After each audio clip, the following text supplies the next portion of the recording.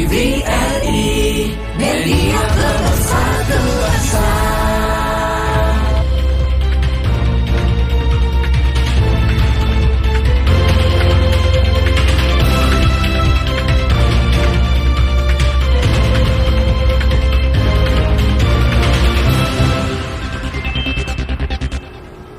Selamat pagi saudara dimanapun Anda berada, senang sekali Klik Indonesia Pagi kembali hadir menjumpai Anda selama 1 jam ke depan. Kali ini Kamis 13 Juli 2023. Saya Andi Wijaya. Iya, dan saya Teguh Fajri. Berikut ini kita simak 2 berita utama Klik Indonesia Pagi hari ini.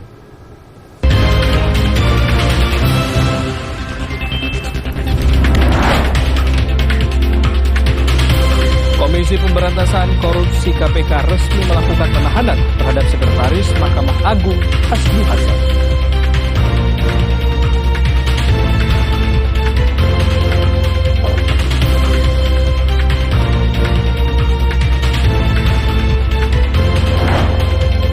Menteri Luar Negeri Thailand Don Pramudwinai mengaku telah bertemu pemimpin sipil Myanmar Aung San Suu Kyi pada 9 Juli 2023.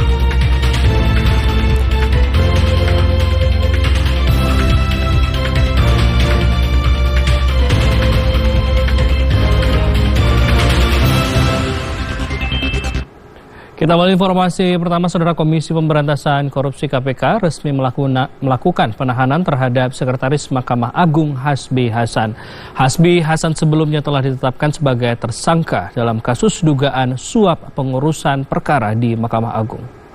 Dalam hal kepentingan untuk kepentingan penyidik. Ketua KPK Firly Bahuri mengungkapkan dalam hal kepentingan untuk penyidikan, maka tim penyidik melakukan penahanan terhadap tersangka Hasbi Hasan selama 20 hari ke depan, terhitung mulai 12 Juli 2023 hingga 31 Juli 2023. Ketua KPK mengatakan tersangka akan ditahan di rutan KPK di Gedung Merah Putih, Jakarta Selatan.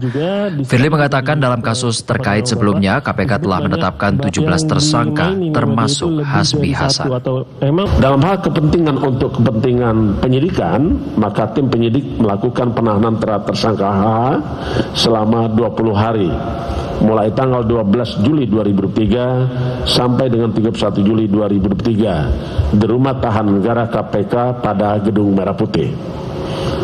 Sebelumnya, Lembaga Anti Rasuah telah menetapkan Hasbi Hasan sebagai tersangka bersama Komisaris Independen Wijaya Karya Beton, Dadan Triyudianto dalam kasus ini.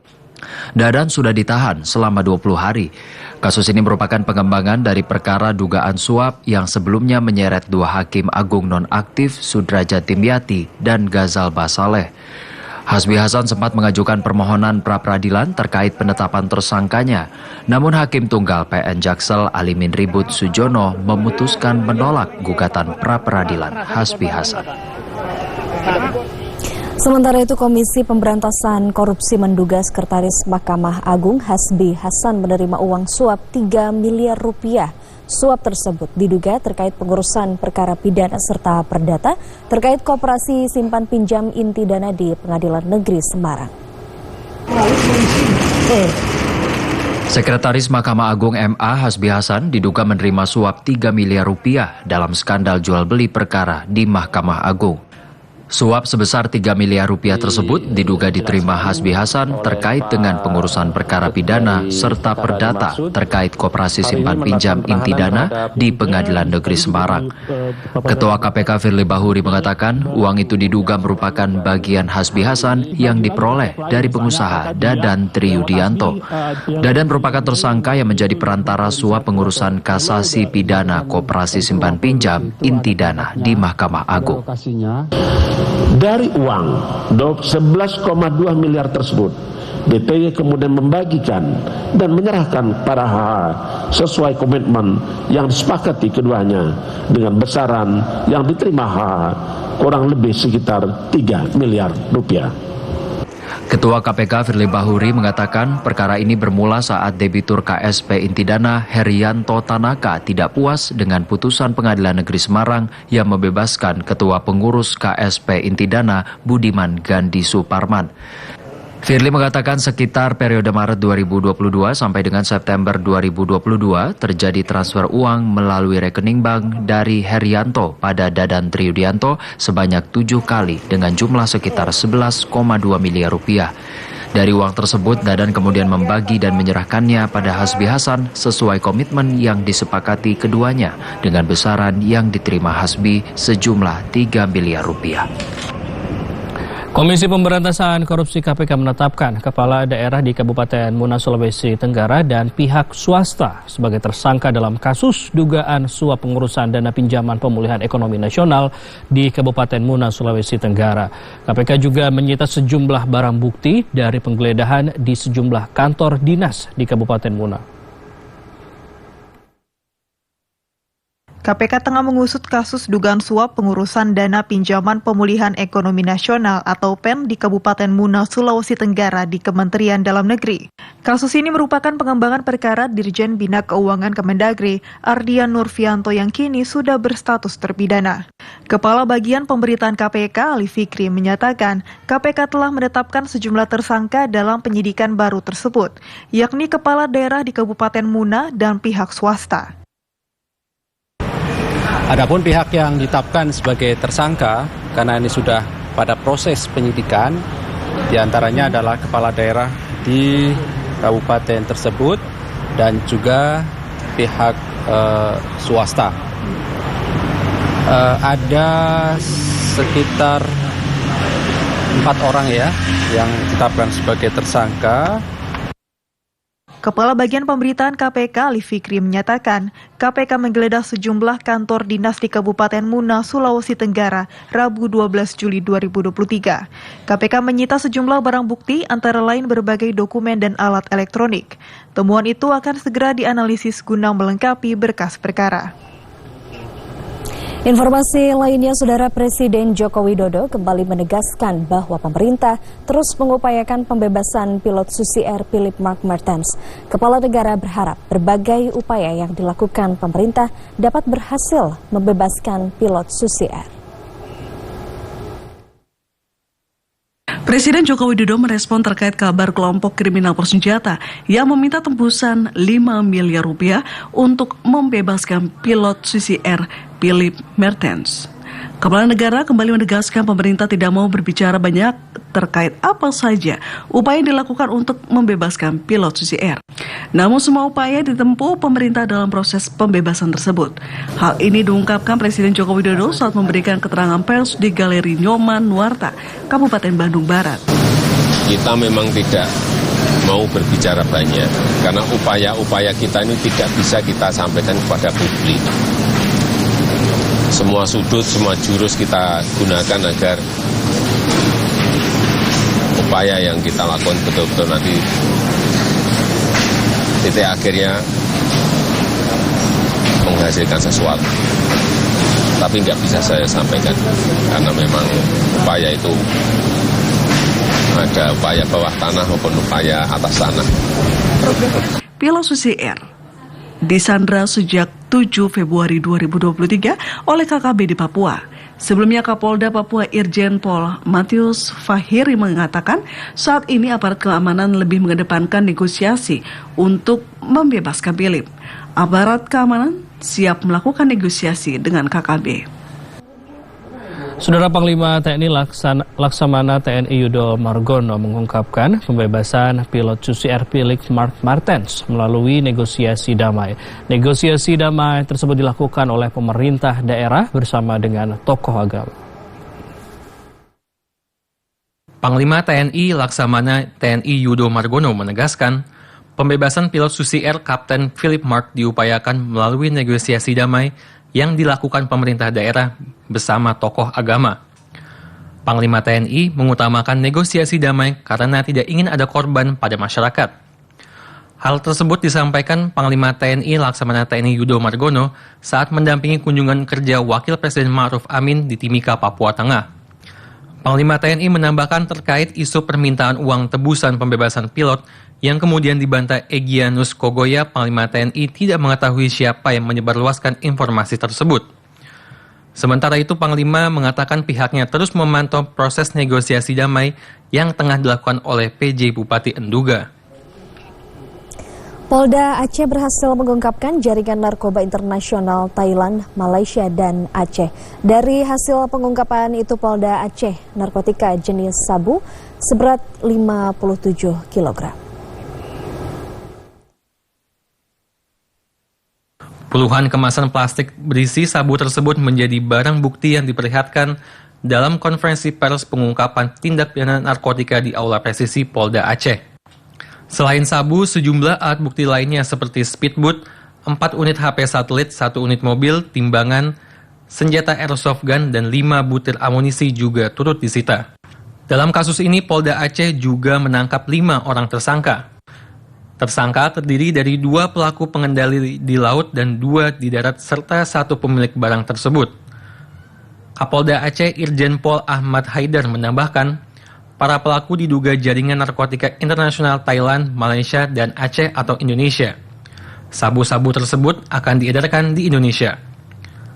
Kapolda Aceh Irjen Pol Ahmad Haidar menegaskan pengungkapan kasus bermula saat menerima informasi terkait adanya pengiriman sabu di perairan Aceh Besar dari Laut Malaysia. Polda Aceh bersama patroli Laut Bea Cukai kemudian melakukan penyisiran di perairan Lamreh, Kabupaten Aceh Besar, Provinsi Aceh. Dalam penyisiran tersebut, tim menemukan 2 karung berisi 57 bungkusan teh Cina yang berisikan narkoba jenis sabu, dengan berat perbungkusnya mencapai 1 kilogram. Kita beralih ke sorotan lainnya, saudara. Jajaran BNN Muara Enim, Sumatera Selatan berhasil mengamankan seorang pemuda saat mengambil kiriman 1 paket yang diduga tembakau jenis gorila yang dimasukkan ke dalam sebuah botol. Berdasarkan informasi BNN Pusat bahwa ada pengiriman narkotika tembakau jenis sintetik kanabinoid atau tembakau gorila di salah satu loket jasa pengiriman di Kota Muara Enim. Petugas BNNK Muara Enim langsung bergerak dan berhasil mendapati 1 buah paket diduga narkotika dalam plastik klip seberat sekitar 8 gram. Berikut tersangka bernama Redo Alaf Pamungkas yang datang ke loket untuk mengambil paket kiriman tersebut. Kepala BNNK Muara Enim AKBP Irzan Haryono membenarkan adanya penangkapan tersangka penyalahgunaan narkotika jenis tembakau gorila yang merupakan kasus pertama di Muara Enim. Pengiriman ini ada 2 paket. Besarannya 1 paket, dia ada dua paketnya, cuman kalau yang satunya masih dalam kita kembangkan sebenarnya. Untuk pasal yang dikenakan Bang, sebenarnya? Pasal yang kita kenakan untuk sementara ini ya,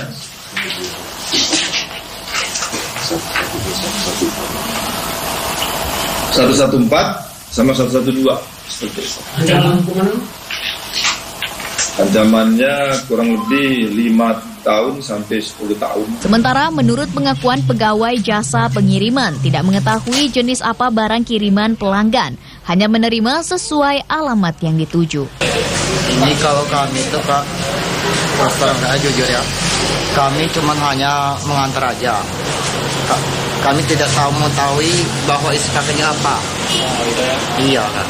Terhadap tersangka akan dikenakan pasal 114 ayat 1 dan 112 ayat 1 Undang-Undang Republik Indonesia Nomor 35 Tahun 2009 tentang narkotika dengan ancaman 5-10 tahun penjara. Dari Kabupaten Muara Enim, Kalbadri TVRI Sumsel melaporkan. Kepolisian Kota Bogor mengusut kasus dugaan kecurangan dalam proses penerimaan peserta didik baru atau PPDB di Kota Bogor. Polisi berjanji akan menindak tegas jika ditemukan unsur pidana.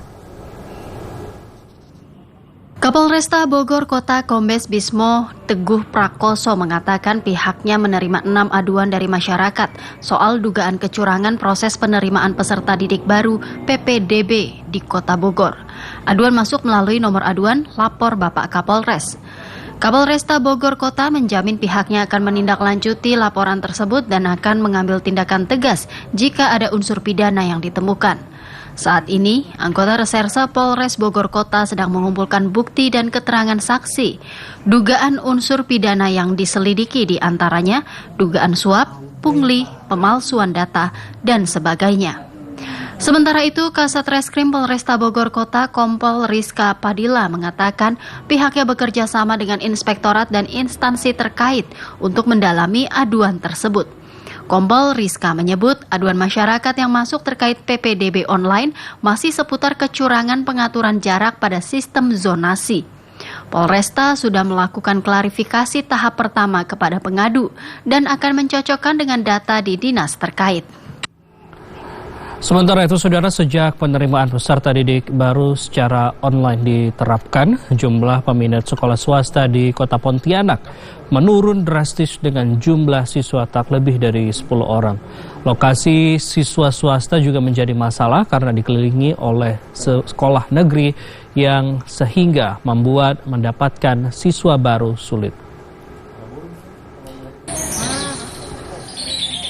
Sekolah swasta Madrasah Sanawiyah Al-Isa di Jalan Haji Rais Ar-Rahman, Pontianak, Kalimantan Barat, sejak 3 tahun terakhir merasakan dampak penerapan PPDB online menggunakan jalur afirmasi, perpindahan tugas orang tua, jalur prestasi, dan jalur zonasi.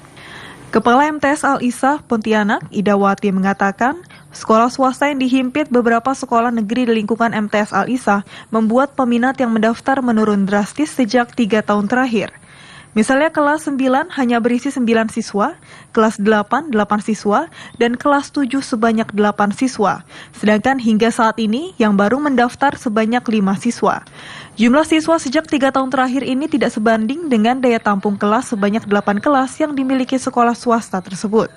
Minimnya jumlah siswa baru dinilai sebagai dampak kebijakan PPDB online sehingga perlu menjadi perhatian serius bagi pengambil kebijakan. Kondisinya yang sudah masuk baru 5, Bang. Yang tahun lalu cuma 9. Terdampak sekali. Karena bahkan siswa-siswa untuk daftar ke swasta itu sangat minim sekali lah. Tergantung orang tua aja yang milih sekolah yang ditujukan. Prihatin karena titik-titik sekolah ini berdekatan. Nah, ini yang bikin ibu rasanya siswa ini makin menurun. Pihak sekolah terus melakukan berbagai upaya untuk menarik minat calon siswa agar memenuhi daya tampung. Di antaranya menggratiskan biaya SPP, hanya membayar baju seragam dan buku, serta menawarkan fasilitas asrama gratis dengan total pembayaran hanya Rp800.000. Sejumlah informasi lainnya akan kami hadirkan usai jeda berikut ini. Tetaplah bersama Klik Indonesia Pagi, kami segera kembali.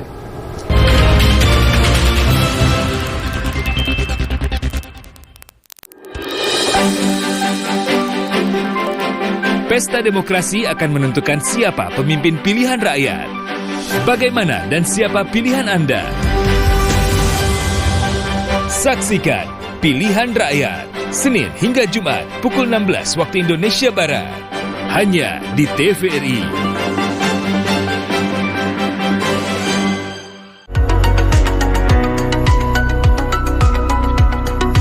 Membahas seragam topik menarik tentang dunia kesehatan bersama Dr. Lula Kamal, Dr. Dika, dan bintang tamu kompeten. Untuk menunjang kesehatan janin dalam kandungan. Kan bahwa denyut nadinya malah lebih turun. Kalau usia kehamilan ibunya lebih tinggi. Halo Dokter, Senin sampai Jumat pukul 9.30 waktu Indonesia Barat. Dokter, kematian itu asli.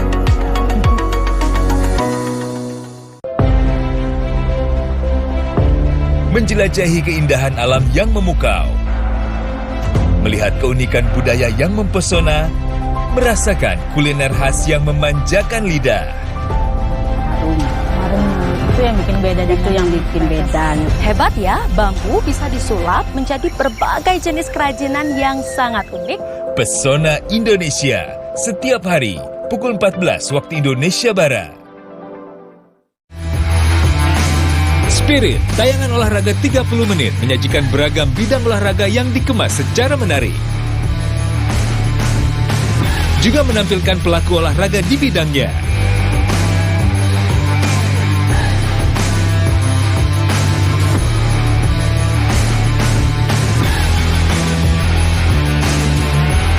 Saksikan Spirit di kanal nasional dan kanal TVRI Sport.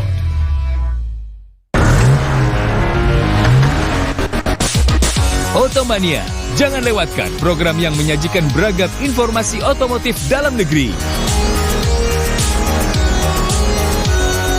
Otoscreen, tayang 30 menit, hadir dengan sajian dan ulasan yang menarik. Saksikan Otoscreen di kanal TVRI Nasional dan TVRI Sport.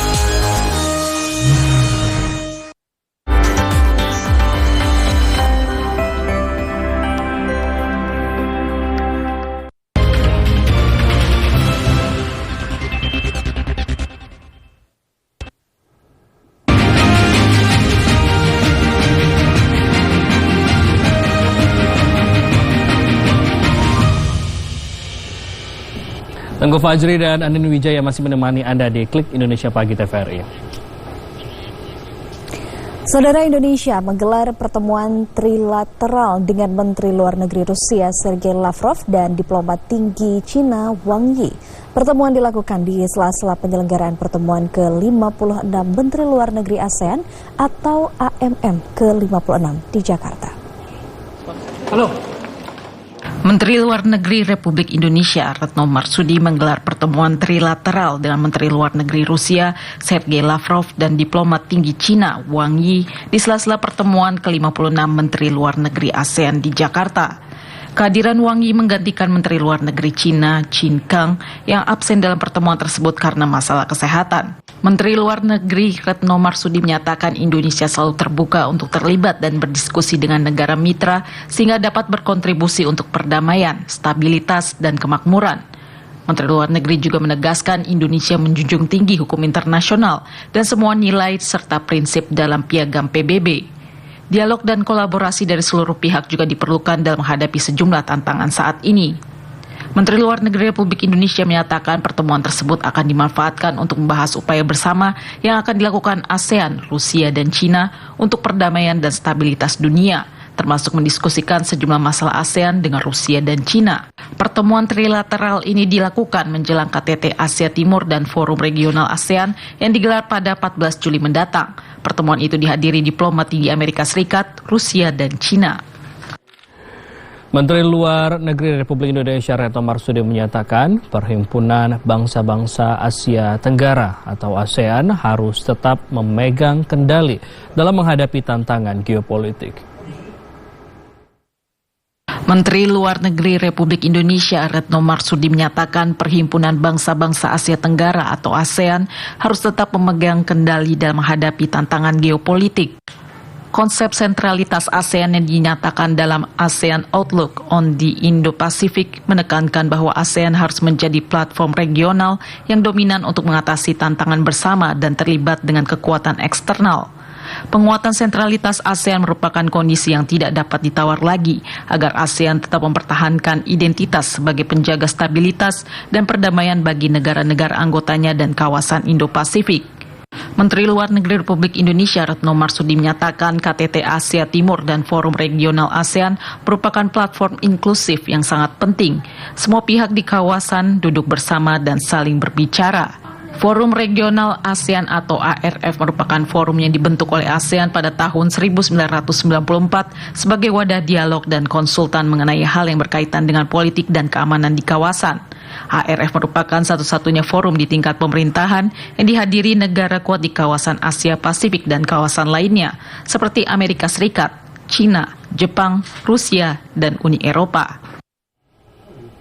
Menteri Luar Negeri Thailand Don Pramudwinai mengaku telah bertemu pemimpin sipil Myanmar Aung San Suu Kyi pada 9 Juli 2023. Bangkok mendesak Perhimpunan Bangsa-Bangsa Asia Tenggara atau ASEAN untuk kembali menggandeng otoritas di Myanmar.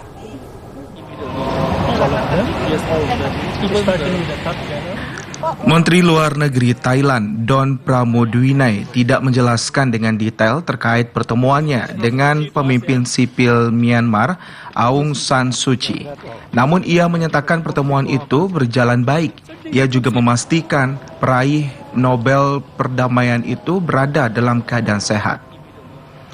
Don menyebut ASEAN perlu ada keterlibatan dengan junta militer untuk mengatasi krisis di Myanmar. Pemimpin sipil Myanmar Aung San Suu Kyi juga menyarankan dialog untuk menghentikan kekerasan di negara itu. Myanmar dilanda ketidakstabilan politik dan ekonomi pasca kudeta militer terhadap pemerintah terpilih dari sipil yang dipimpin Suu Kyi pada 2021. Ratusan orang tewas dan ribuan orang ditangkap, terjadi penahanan sewenang-wenang, penghilangan paksa, serta penyiksaan yang meluas di Myanmar. Perpecahan di antara negara-negara anggota masih membayangi ASEAN.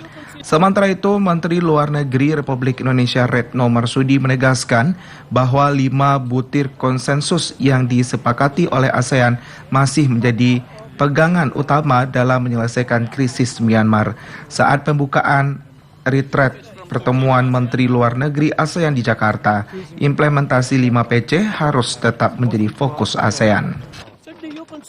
Sementara itu, Saudara, ASEAN mendesak Myanmar membuka akses pengiriman bantuan ke Makwe dan Sagaing di Myanmar. Hingga saat ini bantuan kemanusiaan masih terhambat oleh akses masuk ke negara Myanmar. Negara-negara ASEAN kembali mengecam kekerasan di Myanmar yang sudah berlangsung selama lebih dari 2 tahun sejak negara itu dikuasai junta militer. Hal itu disampaikan Menlu Retno Marsudi dalam pertemuan ke-56 Menlu ASEAN di Jakarta. Menteri Luar Negeri Retno Marsudi menyatakan ASEAN mendesak seluruh pihak untuk menghentikan tindakan kekerasan, terutama yang mengakibatkan jatuhnya korban jiwa, pemboman fasilitas umum termasuk rumah sakit dan sekolah. Hal itu untuk membangun kepercayaan dan kelancaran penyaluran bantuan kemanusiaan dan dialog. ASEAN masih sangat concern dan mengecam dengan masih tingginya tindakan kekerasan. ASEAN mendesak semua pihak untuk menyelesaikan atau untuk menyetop tindakan kekerasan, terutama yang akibatkan korban sipil, pemboman fasilitas umum termasuk sekolah dan rumah sakit. Tanpa pengakhiran kekerasan tidak akan mungkin tercipta kondisi kondusif yang sangat diperlukan bagi dimulainya dialog dan sangat diperlukan bagi penyaluran bantuan kemanusiaan. Menteri Luar Negeri Retno Marsudi menyatakan saat ini merupakan waktu yang tepat untuk mendorong adanya dialog antar pemangku kepentingan di Myanmar. Indonesia meyakini dialog akan membuka jalan untuk solusi politik. Menteri Luar Negeri Retno Marsudi melakukan pertemuan trilateral dengan Menteri Luar Australia Penny Wong dan Menlu India S. Jaishankar di sela-sela pertemuan ASEAN. Pertemuan trilateral ini merupakan yang kedua setelah ketiga negara menggelar pertemuan di New York, Amerika Serikat pada tahun lalu. Menteri Luar Negeri Retno Marsudi mengatakan, Indonesia bersama Australia dan India selalu dapat berjalan beriringan bersama dalam skema kerjasama dan kolaborasi. Hal ini dapat terjalin dengan baik karena kedekatan erat antar ketiga negara. Menlu menyatakan Indonesia, Australia, dan India memiliki banyak kesamaan, yakni merupakan negara demokratis, menghormati hukum internasional, serta menjaga perdamaian dan stabilitas. Indonesia sangat mengapresiasi dukungan Australia dan India terhadap sentralitas ASEAN, serta implementasi ASEAN Outlook on the Indo-Pacific atau AOIP. Menlu Retno Marsudi menantikan partisipasi aktif kedua negara tersebut dalam forum infrastruktur Indo-Pasifik ASEAN yang akan diadakan di sela-sela KTT ASEAN di bulan September mendatang. Menlu juga berharap Australia dan India dapat bersama-sama Indonesia mengidentifikasi ide-ide konkret untuk meningkatkan kerjasama praktis di berbagai bidang, seperti ekonomi, maritim, dan ketahanan pangan. Australia merupakan anggota Pacific Island Forum dan bersama India, ketiga negara-negara merupakan anggota Indian Ocean Rim Association.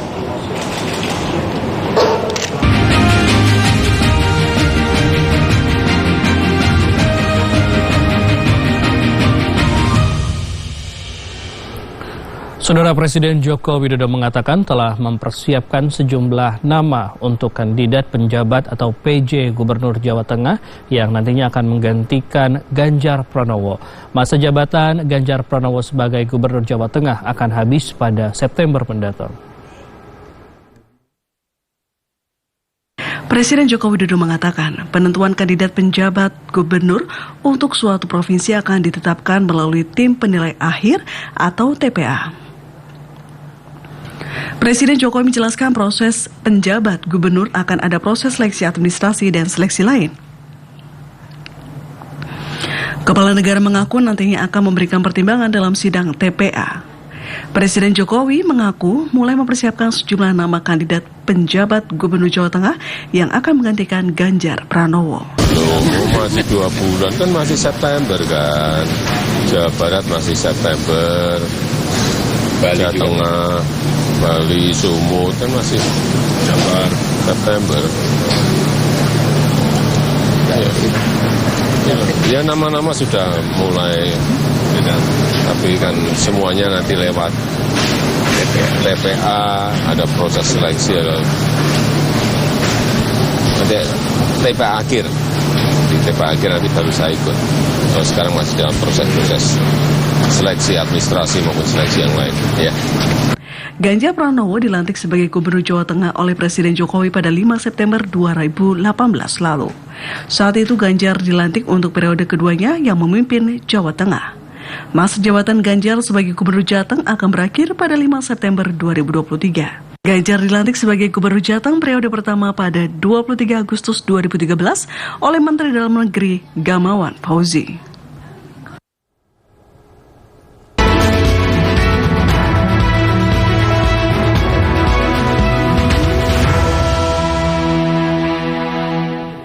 Komisi Pemilihan Umum KPU RI memberi kesempatan partai politik memperbaiki berkas persyaratan pendaftaran bakal calon anggota legislatif hingga 16 Juli 2023. KPU RI meminta parpol yang mengajukan perbaikan berkas tetap berpedoman pada peraturan KPU terkait pencalekan. Komisi Pemilihan Umum KPU RI memberi kesempatan partai politik untuk memperbaiki berkas persyaratan pendaftaran bakal calon anggota legislatif hingga 16 Juli 2023. Kebijakan perpanjangan perbaikan berkas persyaratan pendaftaran bacalek tercantum dalam surat dinas KPU RI yang ditandatangani Ketua KPU RI Hasyim Asyari pada Senin 10 Juli 2023. 18 partai politik peserta pemilu 2024 sudah menyerahkan perbaikan berkas persyaratan pendaftaran bacalek pada 9 Juli 2023. KPU RI meminta partai politik yang mengajukan perbaikan berkas pendaftaran agar tetap berpedoman pada peraturan KPU RI nomor 10 tahun 2023, keputusan KPU nomor 423 tahun 2023, dan peraturan lainnya dari KPU RI terkait pencalegan.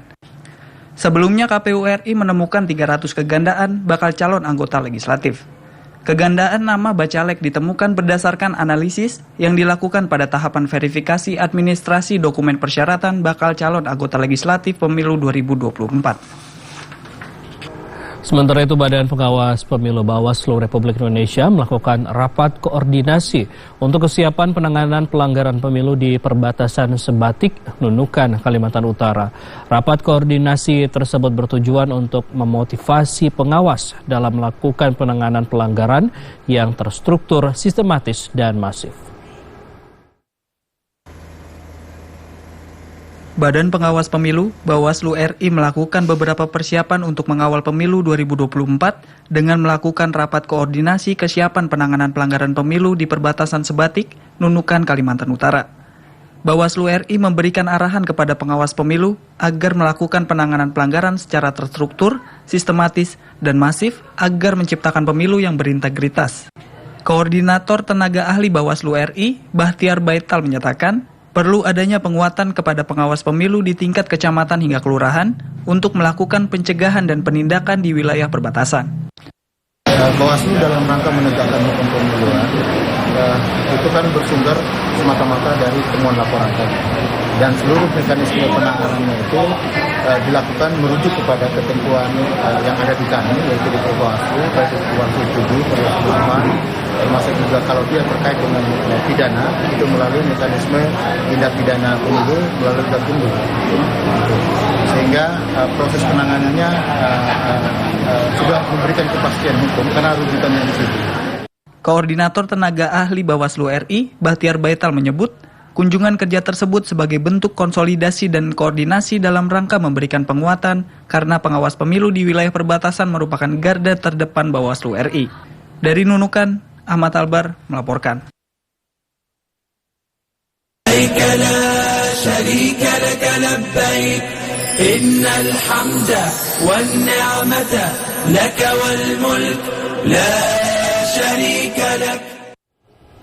Saudara, 23 kloter jemaah haji debarkasi Pondok Gede Jakarta telah tiba di tanah air. 23 kloter tersebut terdiri dari 8.800 jemaah haji asal Jakarta. 3 kloter jemaah haji debarkasi Pondok Gede Jakarta tiba di Asrama Haji Pondok Gede Jakarta. Dari 3 kloter tersebut, 2 kloter berasal dari Jakarta dan 1 kloter dari Lampung. Kloter 21 asal Jakarta tiba pada pagi tadi, kemudian kloter 31 asal Jakarta Utara tiba di Asrama Haji Pondok Gede Jakarta pada pukul 13.45 waktu Indonesia Barat, dan kloter 22 asal Lampung mendarat di Bandara Soekarno-Hatta, Tangerang, Banten pada pukul 14 waktu Indonesia Barat dan langsung berangkat menuju Lampung. Berdasarkan data debarkasi Pondok Gede Jakarta, total sekitar 8.898 jamaah haji debarkasi Jakarta telah tiba di Indonesia. Terdapat sejumlah proses yang harus dilalui jemaah yang tiba di tanah air, seperti pemeriksaan imigrasi dan kesehatan. Kemudian jemaah asal Jakarta diberangkatkan dari bandara menuju Asrama Haji Pondok Gede. Jemaah yang tiba dari Tanah Suci dikumpulkan di Asrama Haji untuk memudahkan koordinasi kepulangan. Jemaah yang tiba di Asrama Haji Pondok Gede kemudian disambut dan dipersilakan menikmati snack, kemudian mengambil koper besar dan air zam-zam. Untuk air zam-zam per jemaah diberikan 10 liter, namun jemaah diberikan 5 liter di Pondok Gede dan 5 liter lagi diambil di kantor kota atau kabupaten masing-masing. Jemaah dari Banten akan diantarkan menggunakan bus dari Asrama Haji Pondok Gede, sementara jemaah dari Jakarta dijemput oleh keluarganya. Sementara itu, saudara, jemaah haji asal Kabupaten Probolinggo yang dilaporkan hilang selama 12 hari di Arab Saudi ditemukan dalam kondisi meninggal dunia di Rumah Sakit An-Nur, Armina, Arab Saudi. Total jemaah haji Indonesia asal Surabaya, Jawa Timur yang meninggal dunia mencapai 120 jemaah. Kepala Kantor Wilayah Kementerian Agama Jawa Timur, Husnul Marom, menyatakan jemaah haji asal Kabupaten Probolinggo yang dilaporkan hilang selama 12 hari setelah melakukan lontar jumroh Aqobah ditemukan meninggal dunia pada 11 Juli 2023. Jemaah haji bernama Niron, 77 tahun, asal Probolinggo ditemukan meninggal dunia di Rumah Sakit An-Nur, Armina, Arab Saudi. Jemaah haji yang meninggal dunia sudah mendapatkan perawatan dari petugas haji, termasuk disolatkan di Masjidil Haram dan dimakamkan di Arab Saudi. Berdasarkan data Kanwil Kementerian Agama Jawa Timur, total jemaah haji yang meninggal dunia di embarkasi Surabaya mencapai 120 jemaah, terdiri dari 117 jemaah meninggal di Arab Saudi, 1 orang meninggal di tanah air, dan 2 meninggal di dalam pesawat. Secara keseluruhan, jemaah haji yang meninggal dari embarkasi Surabaya mencapai 22% dari total jemaah haji Indonesia.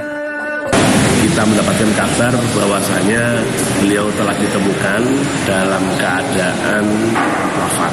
Dalam keadaan wafat di Rumah Sakit An-Nur, Mina. Dan usia beliaunya sudah 77 tahun. Itu kemungkinan meninggalnya terus hilangnya gimana? Kemungkinan kalau meninggalnya ini masih belum diketahui secara jelas. Yang jelas meninggal dunia di rumah sakit, berarti sudah ditangani oleh rumah sakit. Kepala Kantor Wilayah Kementerian Agama Jawa Timur, Husnul Marom, menyatakan dari 88 kloter embarkasi Surabaya, Jawa Timur, 16 kloter yang terdiri dari 7.127 jemaah sudah kembali ke Indonesia. Dari Gersik, Gilang Budi Raharja, TVRI melaporkan.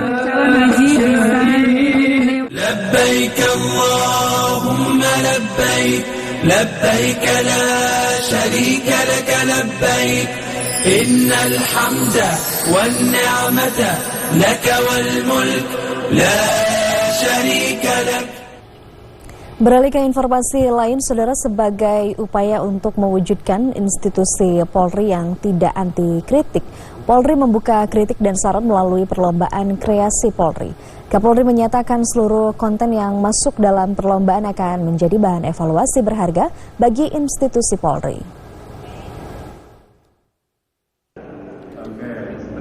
Kapolri Jenderal Polisi Listio Sigit Prabowo menyatakan seluruh karya yang turut menyemarakan HUT ke-77 Bayangkara itu akan menjadi bahan evaluasi berharga bagi institusi Polri. Ada sejumlah kategori yang dilombakan, diantaranya film pendek, konten TikTok, fotografi, artikel jurnalistik, hingga tulisan harapan masyarakat. Kapolri menegaskan panitia tidak membatasi isi konten atau tulisan yang dilombakan, sebab konten atau tulisan bersifat kritikan pun masuk nominasi pemenang. Mantan Kabareskrim Polri itu juga menyatakan keleluasaan peserta lomba membuat konten atau tulisan tentang Polri sebagai bentuk komitmen Polri menjadi institusi yang tidak anti kritik.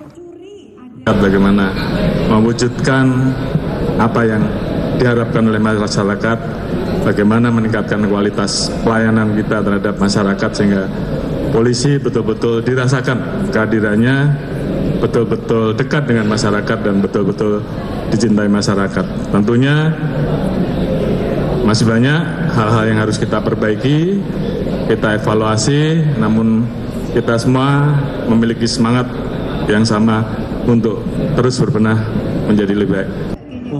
Sedikitnya ada 16 kategori yang diperlombakan, total peserta yang terlibat lebih dari 8.000 orang. Dari total peserta, 93 orang keluar sebagai pemenang lomba dan mendapatkan penghargaan dari Polri. Saudara, kolaborasi antara Pertamina dan Polri berhasil mengungkap penyelewengan 166 ton bahan bakar minyak di Kabupaten Pasuruan, Jawa Timur. Modus yang dilakukan yaitu dengan membeli solar di SPBU yang kemudian ditimbun dan dijual kembali ke industri dengan harga lebih murah dari solar non-subsidi. Dalam rangka melakukan penegakan hukum terkait pendistribusian BBM subsidi, Pertamina Patraniaga Jatim Balinus berkolaborasi dengan Mabes Polri dan Polda Jatim untuk mengungkap praktek penyelewengan subsidi BBM yang meresahkan masyarakat. Kali ini dilakukan pengungkapan kasus penimbunan 166 ton BBM bersubsidi yang dilakukan oleh pelaku berinisial AW sebagai pemilik modal. Direktur Tipiter Bareskrim Polri Brigjen Pol Hersadwi Rusdiono mengungkapkan modus operandi yang dilakukan yaitu membeli solar subsidi di SPBU dengan berbagai nopol untuk ditimbun dan dijual kembali ke industri dengan harga yang lebih murah dari solar non-subsidi. Hersadwi mengungkapkan informasi awal dari tim Pertamina dilanjutkan dengan penyelidikan dan pengembangan kasus oleh tim gabungan antara Mabes Polri, Polda Jatim, dan Pertamina. Bahan bakar minyak, bahan bakar gas, dan atau liquid petroleum gas yang disubsidi dan atau penyediaan dan pendistribusiannya diberikan penugasan pemerintah. Ini dipidana dengan pidana penjara paling lama 6 tahun dan denda paling tinggi 60 miliar rupiah. Eksekutif GM Pertamina Patraniaga Jatim Balinus Dwi Puja Arisetya mengapresiasi Polri dalam pengungkapan kasus ini. Pada hari ini kita bisa sama-sama berkumpul pada acara ini dan mengungkapkan kasus penyalahgunaan BBM. Seperti yang kita ketahui bersama bahwa Pertamina selama ini menjalankan penugasan dari pemerintah untuk salah satunya adalah menyalurkan BBM bersubsidi, di mana BBM bersubsidi ini sudah jelas aturannya harus tepat kepada sasarannya dan harus dinikmati oleh konsumen tertentu yang sudah dipersyaratkan oleh pemerintah. Dalam kasus ini Pertamina bersinergi dengan pihak kepolisian setelah mendapatkan informasi yang akurat di lapangan. Fungsi security Pertamina memberikan informasi kepada jajaran kepolisian guna dilakukan penyelidikan dan pengembangan kasus lebih lanjut. Menanggulangi pemberantasan. Saudara Menteri Koperasi dan Usaha Kecil Menengah Teten Mas Duki menyatakan masih banyak koperasi yang bermasalah di Indonesia. Teten Mas Duki menyatakan sebagai solusi jangka panjang, pihaknya akan mendorong revisi Undang-Undang Koperasi. Hari ini perekonomian kita belum dikuasai oleh Menteri Koperasi dan UKM Teten Mas Duki menyatakan banyaknya kasus koperasi bermasalah di tanah air. Teten Mas Duki menilai tidak ada solusi jangka pendek yang dapat dilakukan pemerintah untuk menyelesaikan masalah tersebut. Salah satu koperasi yang dananya masih bermasalah yakni Koperasi Simpan Pinjam Sejahtera Bersama, Indosurya, dan Inti Dana. Menteri Koperasi dan UKM, Teten Mas Duki menyatakan maksud dari solusi jangka pendek adalah dengan menalangi uang korban. Hari ini perekonomian kita belum dikuasai oleh koperasi. Koperasi di sana-sini masih banyak masalah. Secara bisnis juga belum banyak berkembang, dan ini yang kita perlu benahi sama-sama. Karena itu sesuai dengan arahan Presiden, kami di Kementerian Koperasi punya beberapa prioritas. Salah satunya kita ingin mendorong perkembangan koperasi di sektor real. Saat ini Kementerian Koperasi dan UKM tengah mendorong revisi Undang-Undang Koperasi sebagai salah satu solusi jangka panjang. Teten Mas Duki berharap revisi undang-undang dapat membantu dan memperbaiki tata kelola KSP, khususnya dalam hal pengawasan. Sebelumnya pemerintah mencatat total kerugian masyarakat akibat 8 koperasi yang bermasalah sebesar 26 triliun rupiah. Namun saat ini dari jumlah tersebut baru terbayar 3,4 triliun rupiah. Saudara Gubernur Jawa Tengah Ganjar Pranowo berharap koperasi di Indonesia dapat terus berkembang dengan sehat.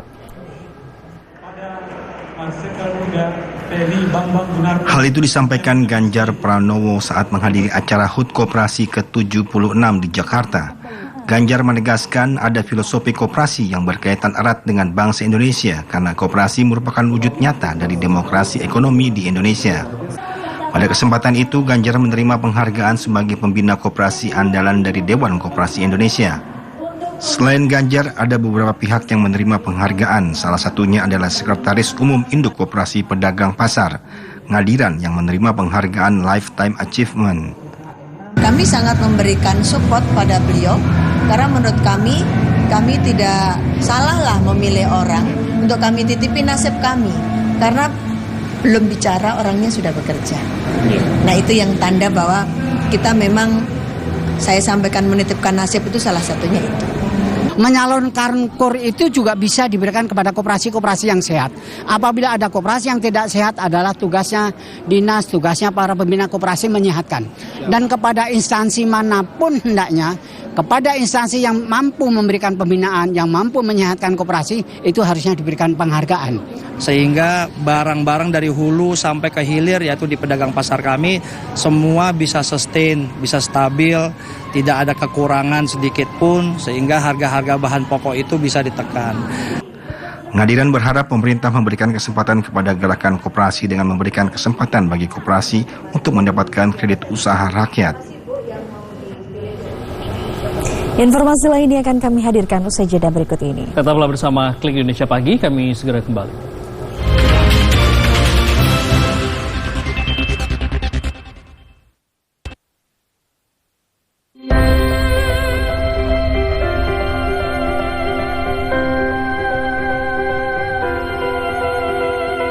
Ragam informasi seputar realita kehidupan masyarakat, serta mengangkat topik mendalam yang terjadi dari seluruh penjuru Indonesia.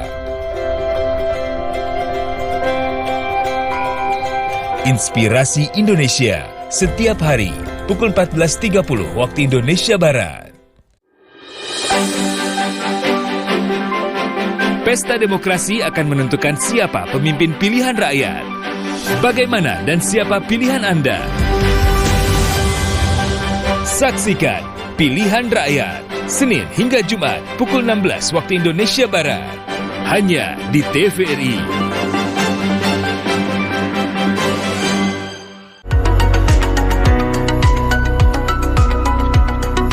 Membahas seragam topik menarik tentang dunia kesehatan bersama Dr. Lula Kamal, Dr. Nika, dan bintang tamu kompeten. Untuk menunjang kesehatan janin dalam kandungan. Kan bahwa denyut nadinya malah lebih turun. Kalau usia kehamilan ibunya lebih tinggi. Halo Dokter, Senin sampai Jumat, pukul 9.30 waktu Indonesia Barat. Dokter, kan nasihat itu asli.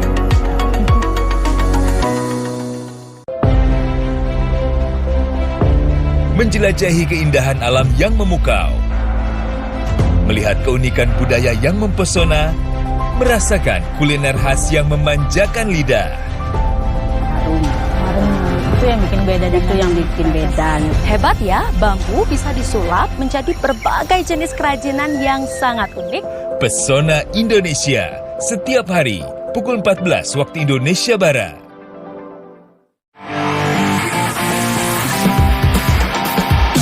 Anda pecinta olahraga? Perbaharui informasi Anda dengan menyaksikan Monitor Olahraga. Tayang 30 menit. Just switching it right at the last minute there. Certainly knows how to turn it on. And then you've got someone in. Di TVRI Nasional dan kanal digital TVRI Sport.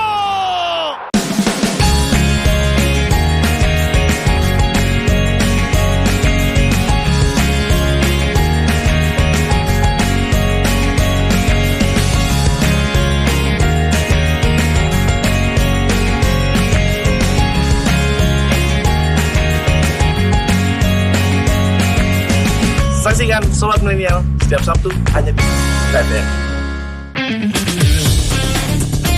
Meraih puncak prestasi olahraga tidak lepas dari problematika di dalamnya. Apa saja dan bagaimana pelaku olahraga mensiasatinya? Secepatnya juga untuk mencari atlet-atlet barunya lagi gitu untuk dibahas secara mendetail bersama narasumber di bidangnya. Sebagai tokoh dan bapak pentas selat dunia yang membentuk PBIC. Saksikan Bincang Olahraga hanya di kanal digital TVRI Sport.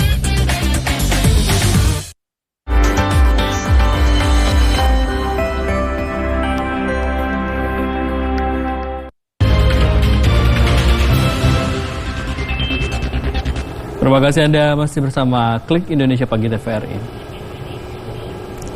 Saudara, setiap daerah di tanah air memiliki ciri khas dan cita rasa kopi tersendiri. Salah satunya adalah kopi khas asal Solok Selatan, Sumatera Barat. Di mana kopi Sangir dengan bahan dasar kopi fine robusta petik merah ini tumbuh di ketinggian Kecamatan Sangir, Sumatera Barat. Seperti apa informasinya? Ini dia.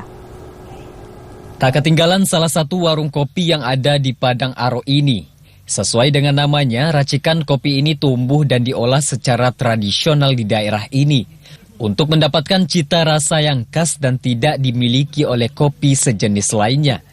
Adapun kopi hasil racikan itu bernama kopi Sangir dengan bahan dasar kopi fine robusta petik merah yang tumbuh di ketinggian di Kecamatan Sangir, Solok Selatan. Barista warung kopi Pak Datuk di Padang Aro, Ilastri, mengatakan, kopi Sangir ini merupakan menu yang paling diminati oleh pecinta kopi di sini, karena hanya satu-satunya terdapat di warung kopi ini, dan menu andalan ini disukai oleh semua kalangan. Menurut Ilas, dalam penyajian sebelumnya, biji kopi fine robusta tersebut dilakukan penggilingan. Setelah cukup halus, kemudian kopi diaduk menggunakan coffee maker hingga kondisi air kopi tersaring halus. Selanjutnya kopi tersebut dipadukan dengan susu kental manis menggunakan alat French press guna mendapatkan rasa karamel natural dan foam saat dinikmati. Dan kopi Sangir ini lebih nikmat disajikan dalam kondisi dingin. Selain nikmat dengan cita rasa yang khas, kopi Sangir ini juga dipercaya dapat memberikan sensasi relaksasi bagi penikmatnya. Dan untuk harga yang ditawari cukup terjangkau dan pas untuk dinikmati. Rasa kopi di kopi Sangir ini kerasa dicampur dengan susu.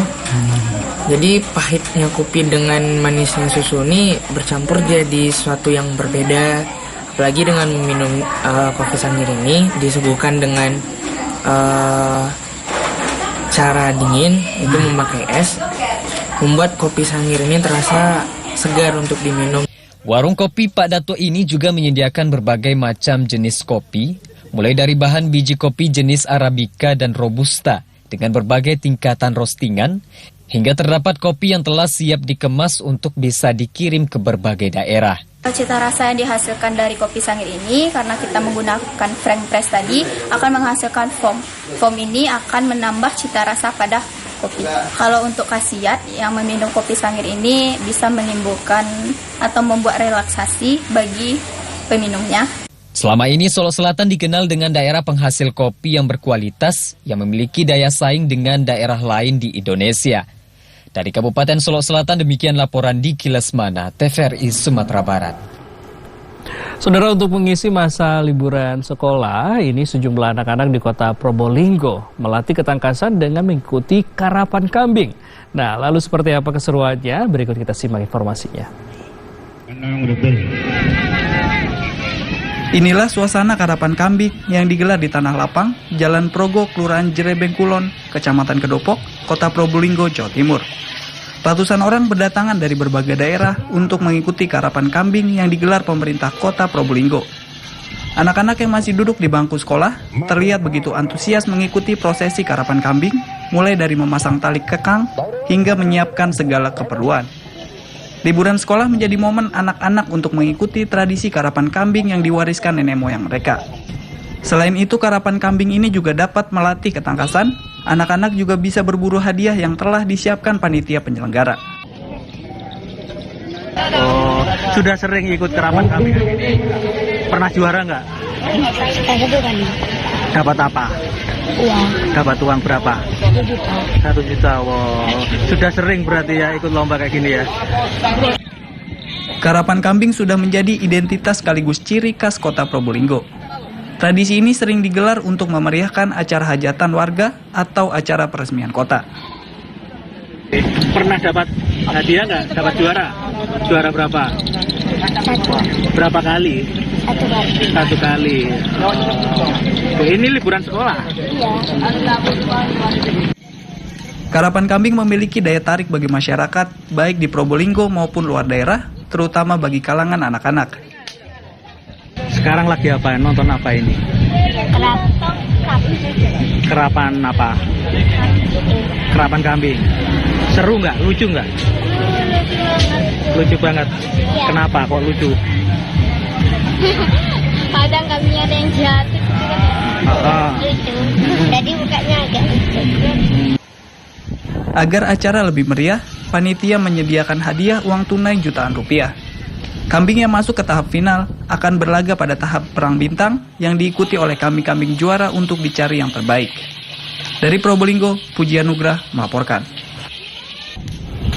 Berikut kami sampaikan perakiraan cuaca dari Badan Meteorologi, Klimatologi, dan Geofisika. Ya, perakiraan cuaca ini akan berlaku di sejumlah kota besar di tanah air.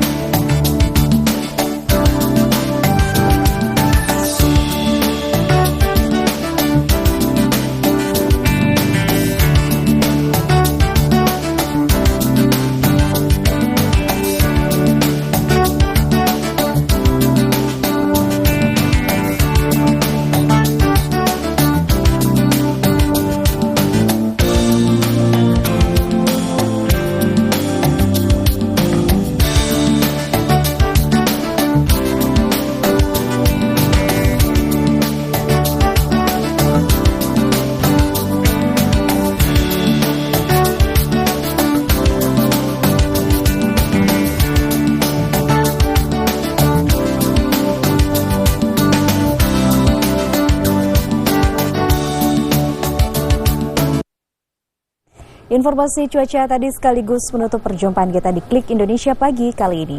Akhirnya, saya Andin Wijaya. Ya, dan saya Tengku Fajri mewakili seluruh kerabat kerja yang bertugas mengucapkan terima kasih atas perhatian dan kebersamaan Anda. Selamat pagi dan sampai jumpa.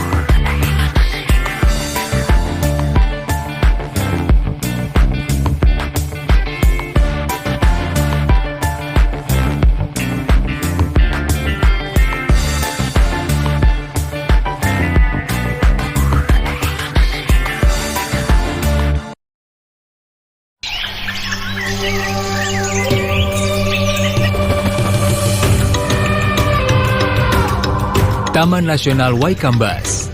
Kawasan konservasi dengan luas sekitar 125.000 hektar, kaya akan satwa liar dan menjadi habitat gajah Sumatera. Elepas maksimal